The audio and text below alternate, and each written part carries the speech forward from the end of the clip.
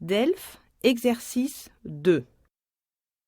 La technologie fait peur. Le piratage, les fausses nouvelles, les réseaux sociaux, l'intelligence artificielle, autant de bouleversements qui bousculent nos sociétés, qui donnent aussi la parole à tous les citoyens. Alors à vrai dire, le numérique est-il vraiment une menace pour la démocratie ?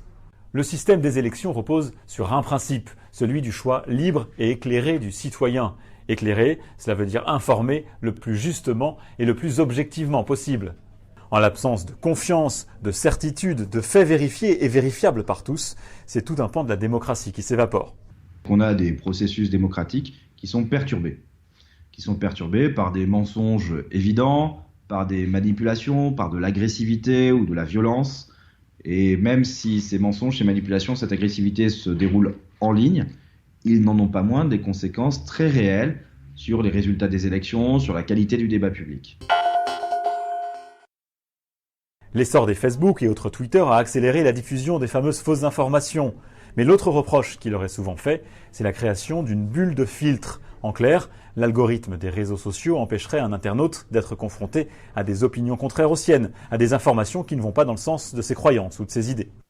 Le risque, il est de développer des fausses croyances, il est de développer des espèces d'illettrisme numérique qui consiste à croire de plus en plus à des choses qui n'ont aucun fondement scientifique, aucun fondement économique, ou aucun fondement même sociologique, et à accepter de réduire le rôle de la démocratie. Cette bulle de filtre peut en plus être alimentée par des organisations ou par des États qui cherchent à manipuler l'opinion. Sauf que les réseaux sociaux ont aussi permis à des mouvements démocratiques de s'exprimer. On le voit en ce moment en France avec les manifestations des fameux Gilets jaunes.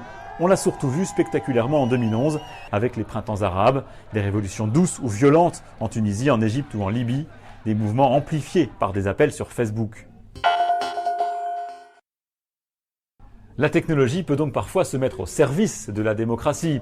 N'importe quel citoyen peut désormais faire entendre sa voix, par exemple avec des pétitions. Celle sur le climat en France a reçu plus de 2 millions de signatures, un chiffre inédit.